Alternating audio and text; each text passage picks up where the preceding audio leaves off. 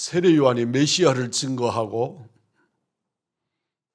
소개할 때 오늘 11절의 말씀으로 메시아를 소개합니다. 나는 너희로 회개하게 하기 위하여 물로 세례를 주거니와 내 뒤에 오시는 이는 나보다 능력이 많으시니 그는 성령과 불로 너희에게 세례를 주시는 분이시다. 세례 요한은 물 세례를 주지만 뒤에 오시는 메시아 예수님은 불과 물로 세례를 베푸신다고 선언하십니다. 우리 기독교에는 두 가지의 성례전이 있습니다. 그것은 세례와 성찬이지요. 주님이 제정하신 세례와 성찬은 주님이 오실 때까지 주님께서 그 예절을 교회로 집행하게 하셨습니다. 성례 중에 세례도 두 가지의 세례가 있습니다. 세례는 오늘 본문이 요한이 선포하고 집례하는 그 세례는 물세례입니다. 이 세례는 신앙을 고백하고 주님을 구주로 영접한 자에게 성부와 성자와 성령의 이름으로 교회가 베푸는 예식입니다. 이 예전은 예수 그리스도의 피로 죄 씻음을 받는 표식이고 나와 세상과의 단절을 의미하는 것이고 예수님과 새 생명 가운데 산다는 결신의 표식이기도 합니다. 그래서 세례는 일생에 단 한 번 받고 유효한 것입니다. 또 하나의 세례는 불과 성령으로 주시는, 우리가 개입할 수 없는 성령께서 역사하시는 불세례가 있습니다. 6.25 때의 일입니다. 교회 예배 중에 들어온 인민군이 예배자들을 전부 다 이렇게 세워서 교회 밖으로 내보냈습니다. 그리고 교회 마당에 성도들을 세워놓고 그곳에서 둘로 나누는 것입니다.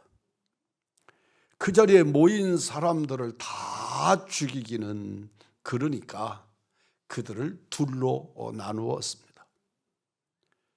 세례받은 사람 오른쪽으로 쓰시오. 아직 세례받지 않은 사람 왼쪽으로 쓰시오. 둘로 구분해 놓고 그 중에는 세례를 받았지만 세례받지 않은 사람보다 못한 신앙을 가진 사람도 있고 세례받지 않은 사람 중에는 진실로 그리스도께 자기의 생명을 헌신한 사람도 있지만 그럼에도 그들이 구별하는 것은 세례로 구분하고 세례받은 사람들 그들을 그 자리에서 즉결 처리해버리는, 왜냐하면 세례받은 그 세례가 그리스도인이라고 하는 증거이기 때문에 그렇습니다. 나는 세례가 무엇인지도 잘 모른 채 세례를 받은 사람들이 들어 있습니다. 그 중에서도 신병훈련소에서 그곳에서 그냥 한꺼번에 몇천 명씩 세례를 베풀 때 자기가 그 세례자의 자리에 서서 세례를 받는 겁니다. 어떤 친구는 신병훈련소에서 세례를 받고 자대 배치를 받았더니 자대 배치 받은 곳에서 군선교 팀에서 나와가지고 또한 세례를 주는데 이게 뭔지를 모르니까 그곳에서 또 받고, 그리고 제대하고 돌아 나와가지고 교회에 와 보니 자기가 세례를 여러 번 받았다는 것을 알게 되었고, 그 둘 중에 어떤 것이 진짜입니까? 내가 세례 받은 날짜를 쓰라 그러니까 어느 받은 날짜를 써야 합니까? 라고 묻는, 참 해프닝이지요.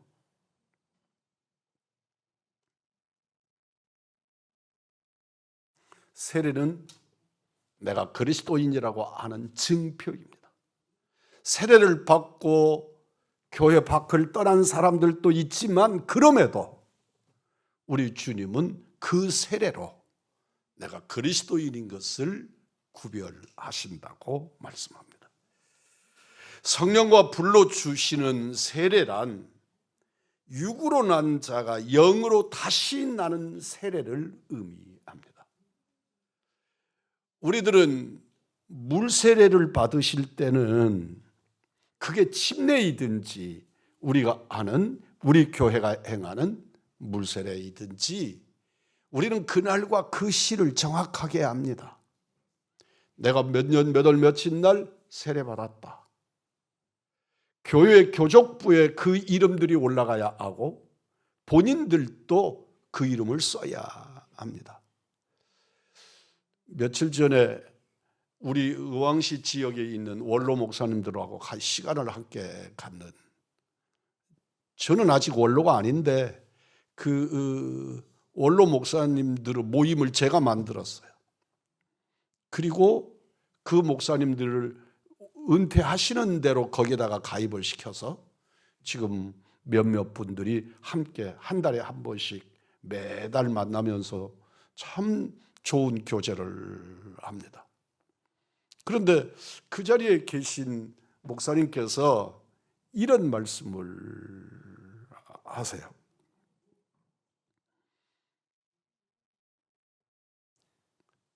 세례를 베풀어 놓고 그 세례 받은 날을 기억하지 못해서 그냥 자기 태어난 날, 자기 생일날을 세례 받은 날이라고 쓰는 성도가 있더라. 이런 분들은 40년 그 이상씩 목회하신 어른들이시니까 참 많은 경험들을 가지고 계시지요. 뿐만 아니고 본인이 내가 성령 세례를 받았다는 것에 대하여 의문을 제기하는 성도들이 참 많더라 하는 이야기들을 우리가 차를 타고 먼 거리를 옮겨가면서 이야기를 나눴습니다. 그만큼 물 세례를 받은 날은 정확하게 기억합시다. 그러나 성령 세례를 받은 날에 대해서는 정확하지 않습니다. 물론 실제적으로 자극적인 경험을 하실 수 있습니다. 그래서 그 날을 자기가 성령 세례 받은 날이라고 기억하고 그 날을 기억하는 어른들이 계십니다. 제가 전도사로 목사가 되기 전에 전도사로 마지막으로 모셨던 한 어른이 얼마 전에 돌아가셨는데, 이 어른께서는 교회에서 그 어른의 생일 잔치를 해요. 아주 성대하게 합니다. 그런데 그럴 때 제가 가지고 있는 목사님의 생신 날짜하고 교회가 생신이라고 축하하는 날이 완전히 달라요. 그래서 제가 목사님께 여쭤봤었어요. 목사님, 몇 월 며칠이 생신이신데 교회는 지금 생신 준비를 하고 있는 것 같습니다. 그러니까 목사님이 제게 그렇게 말씀하셨어요. 당신이 성령의 불세례를 하나님께로 받고 정말 자기 인생이 바꾸어진 그 날을 기억하고, 우리 교회에서 내 생일은 국가에서 행하는 적는 것들은 다 태어난 날을 적지만 자기가 영적으로 그 날을 생일날로 기억하고 자기가 태어난 육의 생일날은 잊어버려 놓으라, 그렇게 말씀을 하셨습니다. 그런 어른들도 계십니다. 그러나 정말 그런 분들은 대단히 수도 적고 그들은 많지 않습니다. 그렇게 그날을 기억하는 분들은 많지 않습니다. 그에게 그 어떤 은혜 가운데 성령이 임재하셔서 인쳐주시고, 그러므로 거듭난 하나님의 백성이 되었음에도 우리들은 그날과 그 시를 자각하지 못하는 것이죠. 이단 중에 구원파라고 하는 집단이 있습니다. 그들은 가장 중요하게 여기는 그것이 구원받은 날에 대한 것입니다.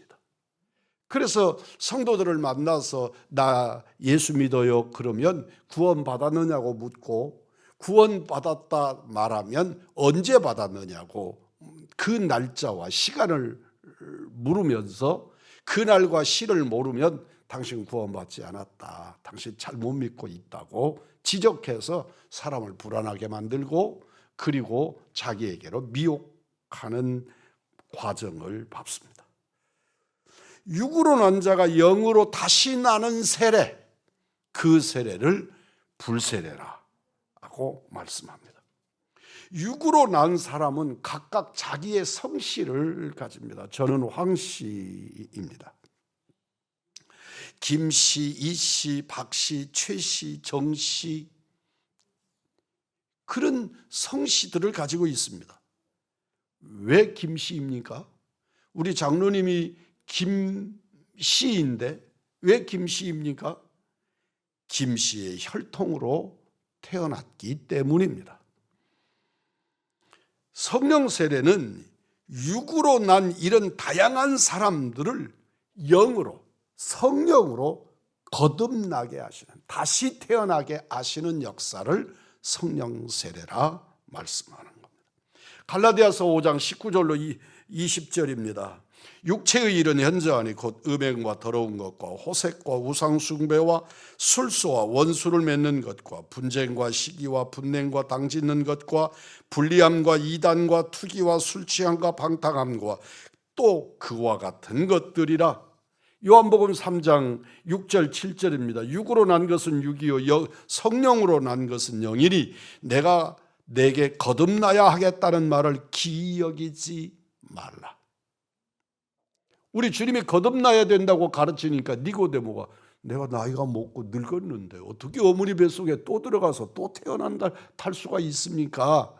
주님 그 말씀에 관하여 육으로 난 것은 육이다, 성령으로 난 것은 영이니 내가 너에게 거듭나야 하겠다는 말을 기억이지 말라. 너는 영으로 거듭나야 한다고 주님 말씀하신 줄 믿습니다.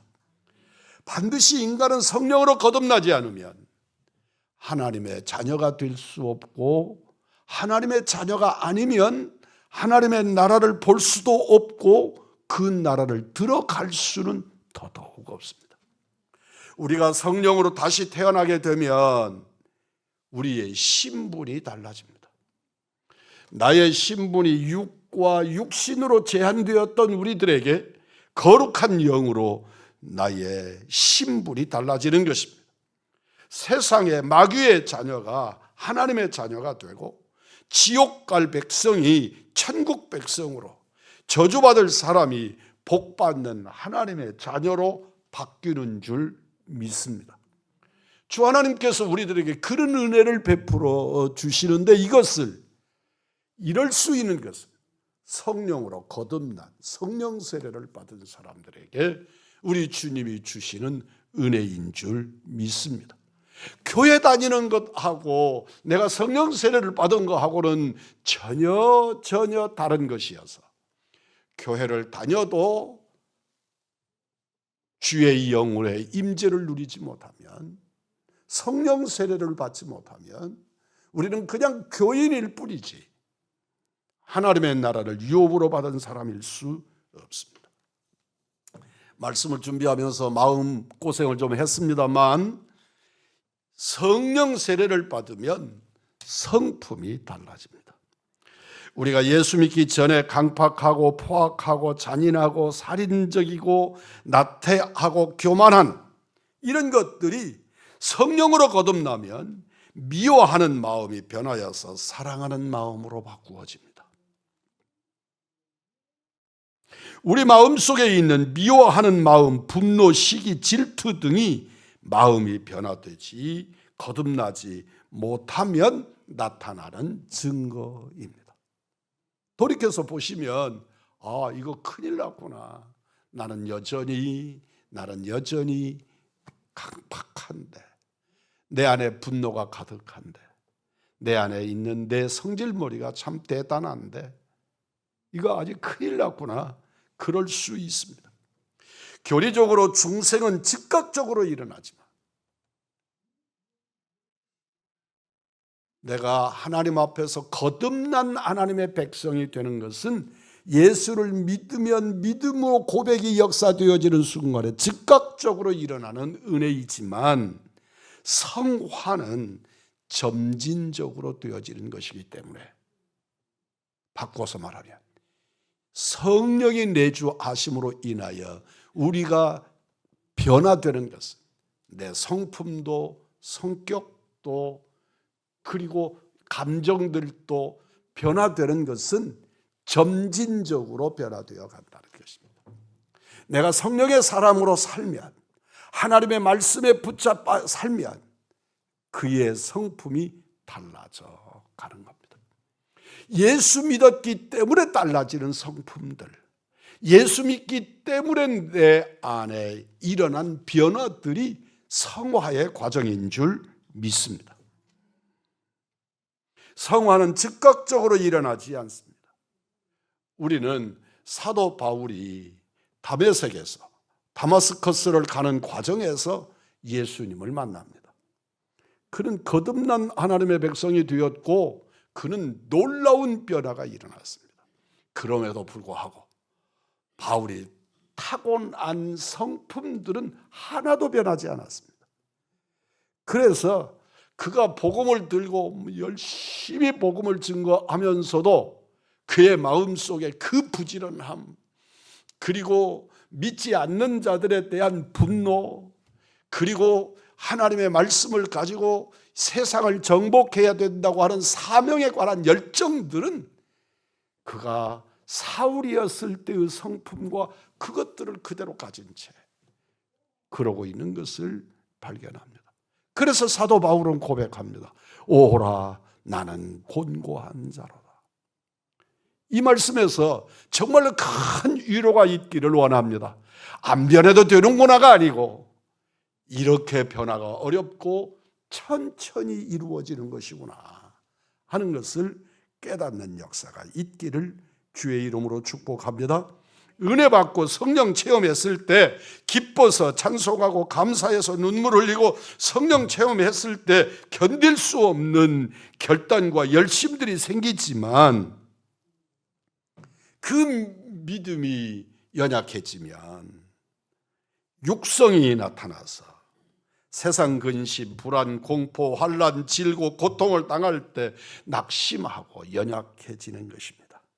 그러다가 또 은혜 충만, 능력 충만, 그래서 성령의 은혜를 받으면 기쁨에 넘쳐서 내게 강 같은 평화라고 주님을 고백하고 찬양할 수 있습니다. 주님을 떠나서 외롭고 슬프고 저항하고 그러다가 또 주님을 찾게 됩니다. 우리는 하나님이 주신 지혜와 능력과 은사를 다 동원해서 아버지의 뜻을 이루기 위해 최선을 다하는 성령의 이끌림에 나를 맡겨드리는 은혜의 성도들이 되시기를 축복합니다. 잠시도 우리는 주님을 부르지 않고는 살아갈 수가 없습니다. 주님께 맡기지 않고는 안전이 없습니다. 주님을 의지하지 않고는 보호가 없습니다. 부르짖는 가운데 날마다 주의 손길이 함께 하실 줄 믿습니다. 성품이 빨리 변화되는 사람이 있는가 하면 느리게 변화되는 사람들도 있습니다. 제가 언로에 계신 목사님들 이야기를 한 번 더 하겠습니다. 이제 연세들이 이렇게 다 70 후반, 70 중반 이렇게 되다가 보니까 그 하나님 나라에 관한 이야기들을 우리가 만나면 많이 하게 됩니다. 그런데 주변에 만나면 이번에 내 친구 중에 누구누구 목사님이 돌아가셨다, 누구누구 사모님이 돌아가셨다, 뭐 그런 이야기들을 하게 됩니다. 그런데 그 죽음의 복 받은 것, 죽음 후 복을 받은 사람들에 관한 이야기들을 우리가 많이 하게 되었습니다. 어느 한 분이 식사를 잘 하시고 소파에 앉으셨는데, 목사님이 앉으셨는데, 목사님이 내가 왜 이렇게 고단하지? 그러니까 사모님이 당신 속이 차서 그런가 보다고, 그리고 따뜻한 티를 끓여서 목사님께 드리니까 목사님이 그걸 한 입을 넣고 입을 가글을 하시더래요. 그리고 찬을 내려놓으시더니 그냥 옆자리에 앉아 계신 사모님의 어깨에 고개를 이렇게 떨구셨는데 그렇게 돌아가셨더래요. 그렇게 하나님 나라로 가셨다는 거예요. 우리가 함께 다 가족들은 황망스러워서 이게 뭔 일이냐고 이러는데, 우리 모두가 다 그 차 속에 함께 앉아있던 분들이 우리가 하나님 앞에 갈 때 정말 그런 복을 받아 누려야 하는데 우리가 그런 복을 달라고 기도하자. 우리 그런 이야기를 했습니다. 사랑하는 성도 여러분, 진실로 하나님 앞에 믿음으로 서서 주님의 보호와 인도를 누리는, 그것을 어디까지? 하나님의 나라에 이를 때까지. 우리 모든 성도들에게, 우리 젊은 청년들은 아직 실감하지 못하겠지만 하나님 앞에 그런 은혜를 누리시기를 주의 이름으로 축복합니다. 우리의 생활이 달라집니다. 인간의 수단과 방법, 거짓과 속임으로 살던 옛 생활이 변화되어져서 하나님의 거룩하신 말씀 안에서 주님의 의를 바라보고 살게 됩니다. 손해가 되어도 거짓말하지 않고, 좀 버림을 받아도 혈기내지 않고, 다른 사람에게 무시나 멸시받아도 겸손하게 살면 주께서 나를 높여주시고 주의 영광의 세계로 이끌어 주실 줄을 믿는 믿음이 나를 지배하게 되는 줄 믿습니다.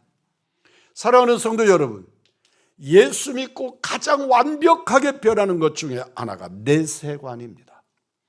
안 믿는 사람들은 지옥을 향해 가고 있고, 예수 믿는 사람은 천국을 향해 갑니다.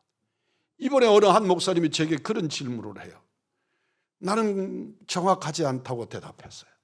그게 뭐냐 그러면, 불교의 최고의 스승이라고 말하는 성철이라고 하는 스님이 입적하면서 돌아가시면서 제자들에게 그분의 입적을 지키려고 쭉 엄청난 제자들이 그러는데 그분들에게 지옥이 보인다고, 지옥이 보인다고, 저 어두운 지옥이 보인다고 외치고 이렇게 비명처럼 지르고 세상을 뜨셨다는 거예요.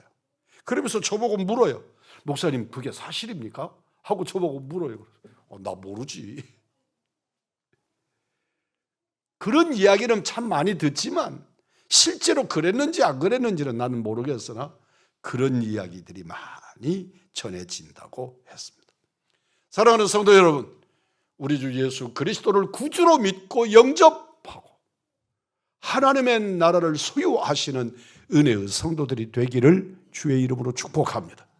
내 세관이 달라지는 것입니다. 내가 진실로 진실로 너희에게 이르노니 내 말을 듣고 나 보내신 이를 믿는 자는 영생을 얻었고 심판에 이르지 아니하나니 사망에서 생명으로 옮겼느니라. 요한복음 5장 24절의 말씀입니다. 우리 예수 그리스도로 말미암아 구원 얻은 하나님의 자녀들이 되시기를 주의 이름으로 축복합니다. 하나님의 권세를 받는 세례입니다. 성령 세례는 하나님의 자녀가 되는 권세입니다. 사도행전 1장 8절입니다. 오직 성령이 너희에게 임하시면 너희가 권능을 받고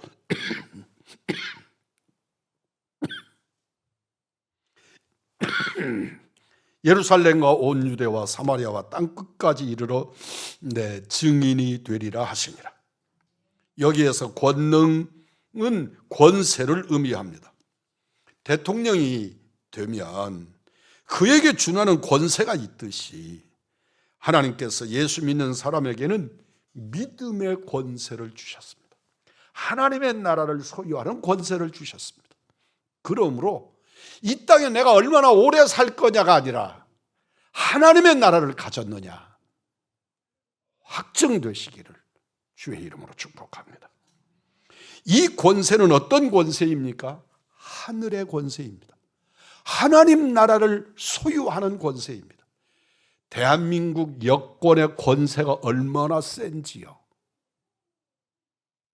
제가 보니까 세계에서 공동이 있기 때문에 그렇습니다. 세계에서 우리나라보다 더 많은 나라를 갈 수 있는 여권이 하나 있어요. 우리가 2번이에요. 2번. 물론 나라는 그 앞에 7, 8개 나라가 있어요. 그 1번 속에. 2번 속에 우리나라 여권이 가지는 나라.